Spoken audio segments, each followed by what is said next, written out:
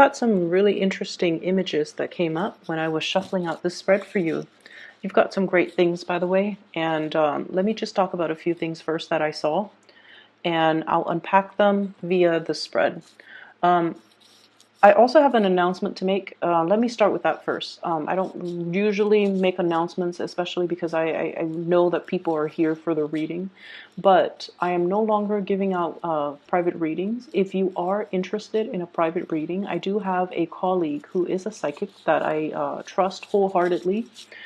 She is an amazing reader, and her information to her scheduling website is in the description box down below. So if you're interested in a reading, if you're looking for some type of spiritual guidance, please reach out to her. And her scheduling website is very user friendly. It's easy to use, and it's very it's a speedy process. Okay, so if that's something that you want to do, please do reach out. So the information is in the description box below. You can click on the link and it'll take you to her scheduling website where you can enter your information, and it's checkout is via PayPal. It's very easy to use. Okay, so I encourage you to get a reading with her. She's very phenomenal. So when I was shuffling out the spread for you, what I saw was I see this tunnel. It's underground, and it's a long tunnel, but there is this really beautiful pinkish white light at the end of the tunnel. And I see this puppy. He's a black he's a black puppy with some white spots on him. He's wagging his tail and he's happily walking through this tunnel because he sees the light on the other side. Now, animals have amazing instincts, and I know this is a puppy and he's, finding his way. But as he's moving closer and closer to the light, what's at the end of the tunnel is I see a big like doggy bag of food, and it's spilled over. So it's like, spilled over on the ground. So of course he's going to get some food. And then I also feel like there are these, it's almost like walking into, and I feel like, initially when it's like the light at the end of the tunnel, you think it's going to be lit up with fluorescent light. But what's really lighting things at the end of that tunnel is like gold coins. Medallion gold coins, things that are shiny and shimmery and glittery, and that's what's creating all that light. So the dog is definitely in the right place. He has no use for the coins and the money and the gold, but somebody can get it to it's almost like the dog is the pioneer and he's discovering these things. So whoever walks in his footstep is going to come across this treasure. Okay, so it's a very beautiful imagery, and I feel like his if he's hungry, his needs are going to be met. If he is looking for work, that's going to be coming into the picture as well. If he's looking for resources, it's going to be there. So I definitely feel like you're verging on the end of a cycle where you're going to be able to get all your needs met. So that's the first image. The second image that I feel here is I keep seeing this cartoon looking fairy. And I don't know the movie. I think it might have been Sleeping Beauty, where the fairy godmothers, there are three of them, I believe, and they're kind of pudgy. They're a little bit on the heavier side. So I see this pudgy fairy, and she has like really small wings, and the wings are like flapping. And she's holding this wand, and she's smiling, so she seems like very benevolent. And I feel like she's like smoothing out somebody's hair, like comforting them, smoothing things out. Making a situation better, ironing things out, and just overall, there's this really strong energy of spiritual, ancestral protection coming through for you. Okay, so whatever it is, you don't need to fear it. You need to be kind of like be able to trust your intuition and trust your instinct, kind of like this puppy. Okay, to walk into the unknown. To walk into the unknown without armor, without any way to defend yourself, and to trust that you're walking in the right direction, because there's going to be food at the end of the tunnel. So that's what I saw. And I remember when I did the reading for you at the very beginning of the month, you guys have embarked on a journey and you're waiting for a situation. And I mentioned you were trying to flap your wings, trying to get to your destination, right? And it feels like it feels like it's very difficult, and it feels very labor intensive, and it just feels like you're tired, like you need a rest, like you just want to land and just stay where you're at and not have to move. So I feel like energetically there might be some drainage. There might be a situation where you're feeling a little bit tired, a little bit under the weather, a little bit just vitality is very low. This could be with somebody that you're dealing with. If you're taking care of elderly parents, if you're taking care of people in your midst, there's somebody here that is very stubborn. They know what they have to do and they know what's good for them, but they're refusing to partake in activities or taking their medicine or doing things that would actually be beneficial. Like I see somebody who's cooped up in the home for a very long time, and I see them. I see you trying to, get them to move. Okay, so like, do you want to go on a hike? You need some fresh air. Let's go on a hike. And they're like, no, no, no. I'm okay where I'm at right now. And you're trying to tell them, hey, why don't we take a trip so that you can get your mind off things? They're like, no, no, no, I'm okay here. And so I feel like you're having difficulty trying to get somebody out of the house. And I feel like for some of you elderly parents, for others, it's somebody that is lacking in vitality and they don't want to do these physical activities. And it could be they're physically lacking in vitality, or emotionally they're feeling a little bit cooped up and they don't really want to they don't want to do what they know deep down is good for them. Okay, so they're trying to avoid doing the self work. Okay. What I'm also seeing as well, we have here the Ace of Wands, and we have as well, this is the Page of Wands. Okay, you guys are definitely embarking on something brand new. This could be a project.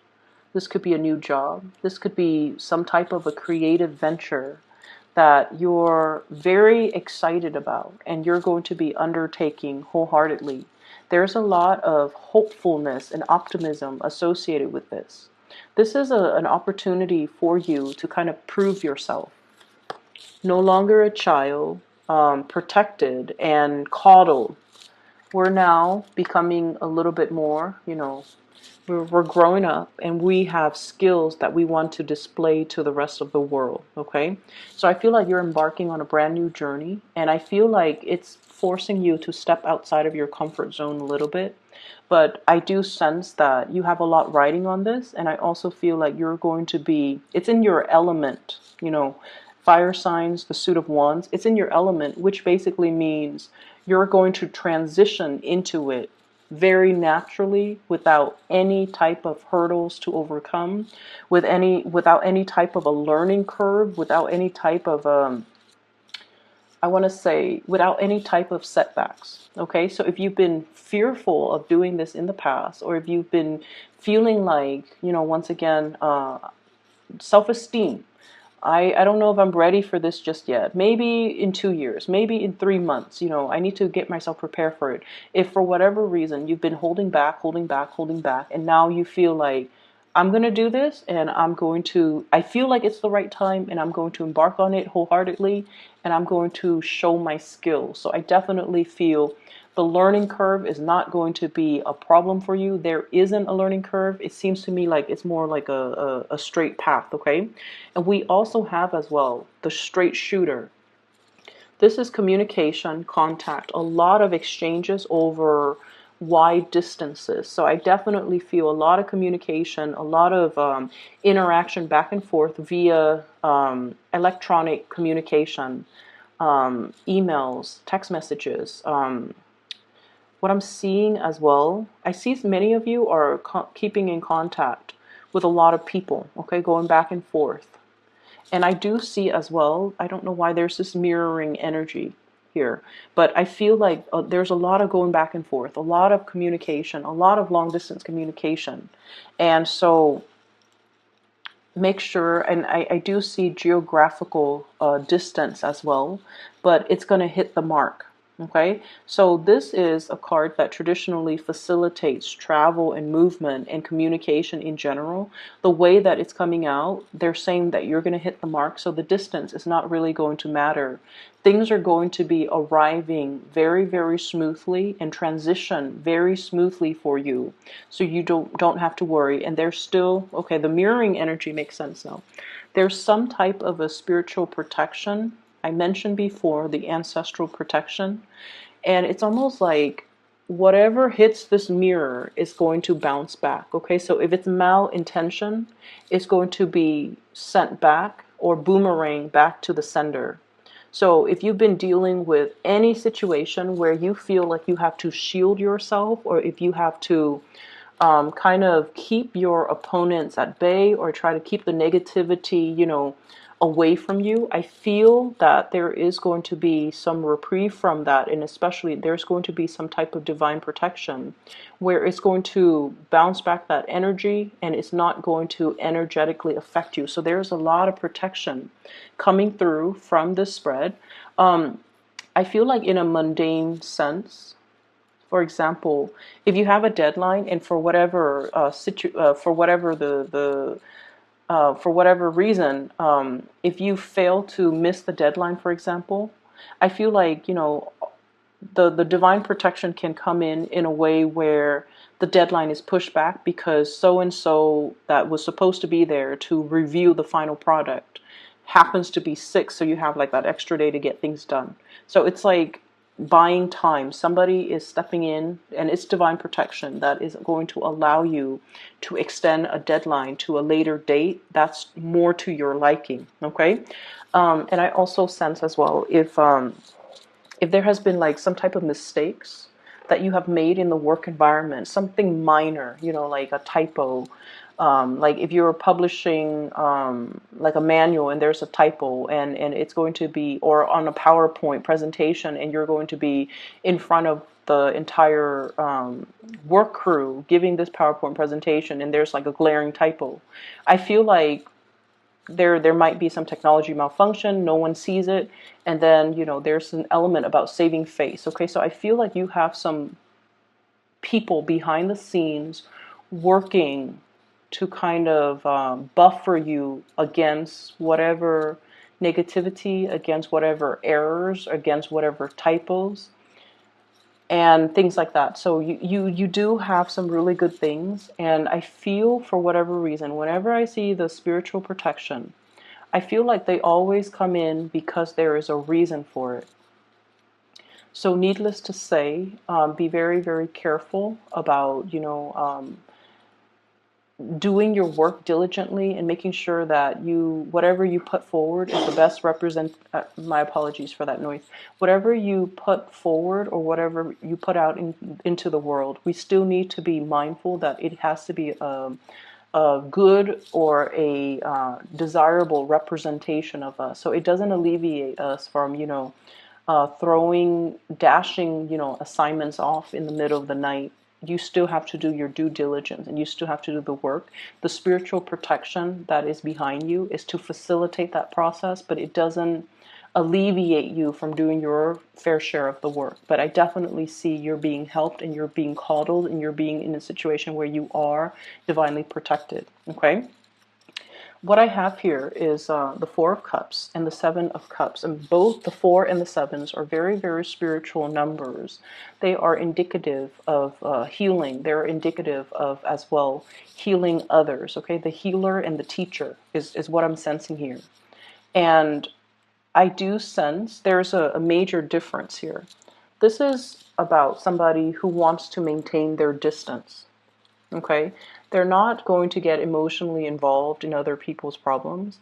They say their piece and they kind of leave it alone. They don't let the emotional undertones affect their decision, or they don't get pulled into that emotional space where they're looking at things so subjectively that they're not able to see the forest for the trees.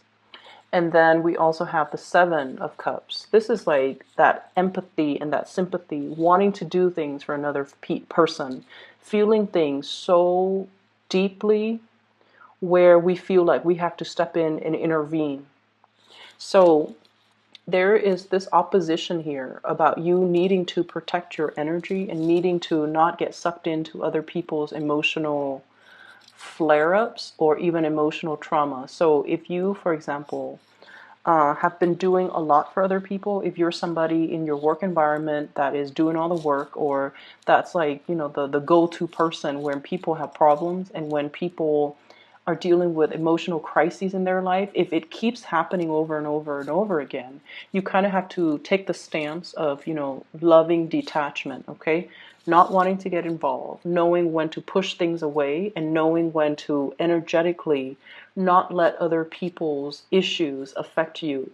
If it's their problem, it's their problem. As much as we want to get involved, we kind of need to preserve our energy and need to draw very clear boundaries, okay? I mentioned 2 weeks ago, there was this guilt, and I feel like it's coming into the picture. Wanting to do things for another person, or feeling like telling yourself, oh, I can't do this because of ABC. And usually those ABC reasons are linked up with another person that you feel this sense of indebtedness to. So I don't know, for some of you, I feel like somebody helped pave the way for you. Somebody provided something so that you could do something else. And I feel like there's a sense of guilt, there's a sense of indebtedness. And I feel like it doesn't have to be that way. So you kind of need to draw back your energy and to also learn to, it's almost like, yes, they built the foundation. You know, the fours are about the foundation. Yes, they built that foundation. But without your skills, without your diligence, without your hard work, you couldn't resurrect anything from that foundation. So they built the foundation, but it was your hard work that created everything else that came after. So you have to give yourself that credit and not feel that sense of indebtedness to another person. So I feel like there's something here where you are underestimating your capabilities or underestimating your strength, okay? I'm seeing as well, we have here shining away from the sunlight and the spotlight. So this is the Five of Wands. Not wanting to be in that sunlight or that spotlight. Conflict avoidant as well. Boundaries, okay? So making sure that you stand up for the things that you believe in. And this is something that I feel strange saying to an Aries, because you guys are very militant about defending your beliefs. You guys are quite aggressive when it comes to, you know, giving somebody your 2 cents. You know, you do get upset, you blow up, and then you get over it. But there is a situation here. The fives indicate opposition. It doesn't have to be nasty or drawn out, or, you know, it can just be a situation where we do not see eye to eye with another person. And I feel like you're blocking away this conflict, and I feel that you need to kind of face it head on. Underneath it is the devil, and this is something that, you know, the devil is kind of like the greatest like sleight of hand, okay? So it's almost like we fear it because we feel like he might exist out there somewhere, but it's in our mind space. Okay, so it's almost like the imagination runs wild, and we make a situation a lot scarier than it has to be. So unless we face it head on, it's going to be constantly, you know, this dreaded fear, but it's not very real. So unless we face it head on, we're not going to be able to banish the fears. We carry it with us. So, and once again, like I said, I feel like it's a little bit strange for me to mention this for you guys, for Aries, but I feel like there's something here where you're trying to avoid conflict, you're trying to hold back, you're trying to appease the other person, and in a way succumbing to that too much and not voicing your opinion, or not drawing boundaries, or not being able to confront or face the situation head on. I do feel that you're giving your power away. Okay, so make sure that you are aware of this, and, you know, say your piece, hit your mark, and move forward. Okay, tackling things, being strategic, and especially communicating in a way where you're able to get your point across. Okay, straightforward communication, hitting your mark right here, and not being afraid of whatever this conflict, this person is, because I feel like the fear is a lot bigger in your head and in your psyche than it is in reality. I'm also sensing here there is a huge uptick when it comes to your financial resources and possibly being able to have two revenue streams. I have here the Two of Pentacles, two sources of income. So it could be you and a partner. It could be you juggling two things. And I feel like something is very, very brand new. It needs to be taken seriously and treated almost like with, kitty gloves, okay? Something that is very delicate. It needs an opportunity to grow, and it needs to be taken very seriously. So, you know how in the traditional Rider-Waite deck, the Two of Pentacles is the man juggling the two pentacles? In this situation, it's almost like, which one do I treasure? There are two cats here, and they're both, one is new. I guess one is a little bit more, this one looks like it's older. That one looks like it's a kitten. And so if it's brand new, you want to devote a little bit more time to it, okay? Until it's self-sustaining, until it's self-sufficient. So this is pretty much telling you not so much to multitask, but to do something, whatever that's newer, whatever that you need to kind of like get off the ground in a very foundational way. Establish that foundation first before you devote more time to what the existing thing. Okay, so treat things that are new, that are emerging, with a little bit more care and a little bit more attention, because it's new, and so it requires a lot more work. Okay, so the initial work that you put in, it's going to pan out. Just be very diligent, be very patient with it, and especially give it that care and that attention until it's able to progress on its own.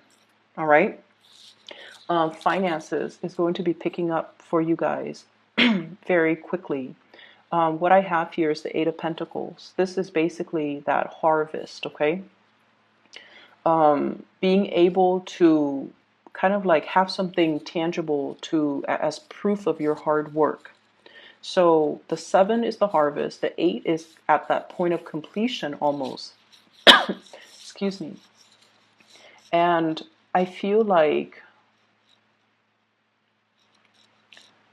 I almost feel like there's this big energy about, focusing, laser-like focus on one thing, birthing something, taking care of something that is brand new, nurturing it in order for it to grow for you. So I definitely see new projects that are in store for you. And I feel like it's going to pay dividends, but you have to kind of drop the other thing or put it in the back burner for now. Come back to it at a later date, okay? I hope the reading is